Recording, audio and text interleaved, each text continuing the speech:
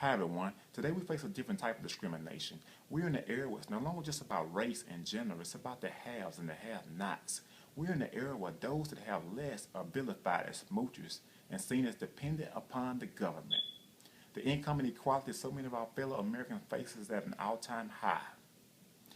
Over the last decade, Americans have seen their income decline, while the top 1% has seen their income rise by over $250,000 each. 48.5 million Americans living in poverty, including 16 million children. From 2007 to 2010, incomes fell by 40%. Now these aren't just statistics, these are real people that we're talking about. Hard-working people that have worked all their lives. Parents skipping meals so that their children can eat. Families bankrupt by unfair insurance practices. Women still getting paid less than men for doing the same jobs. And my Republican friends call these people takers. A bunch of lazy people that are dependent upon the government. They should stop trying to create their own reality. Go into any city hit by the recession. For some, their recession started even before 2008. And those people would tell you that they're not looking for a handout. They don't expect government to solve all their problems. They don't expect a big government nor a small government. But they do expect a better government that is not rigged against them. Go into any city or small town neighborhood and those people would tell you they don't want their tax dollars wasted on a government program that doesn't work, or on billions of dollars in corporate welfare, or on an Iraq war that never had to happen.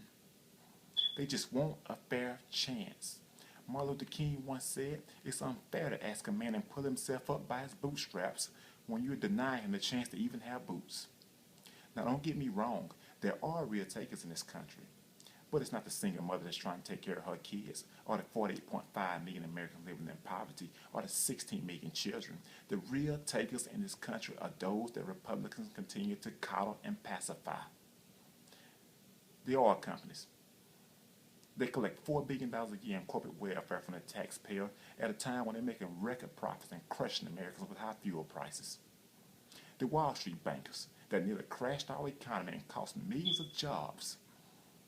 We bail them out and they act as if we owe them. Not only are they too big to fail, they're too big to even be charged, much less go to jail. Those are your real takers, the corporations that ships our jobs overseas, leaving millions out of work, and we reward them with a tax break. That's not right. Now the cynics would say that because we're fighting for income equality, we despise success. That's not true. They would say that we're advocating big government. That too is not true.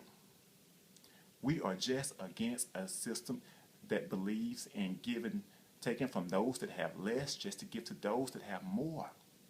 We don't believe in the type of smallness that vilifies those that need help while advocating billions of dollars in corporate welfare for the wealthy, or giving tax breaks for corporations that ships our jobs overseas. Our story as a nation has always been about what we can do together, not about ourselves. Economic fairness, an economy built from the bottom up. And the generation before us taught us that anything is possible. Because in the face of uncertainty, they kept pushing forward. In the face of inequality and hatred, they kept pushing forward. Remember, change doesn't happen in Washington, it happens outside of Washington. And together, we can achieve anything. I'm Kendall Sullivan, and thanks for listening.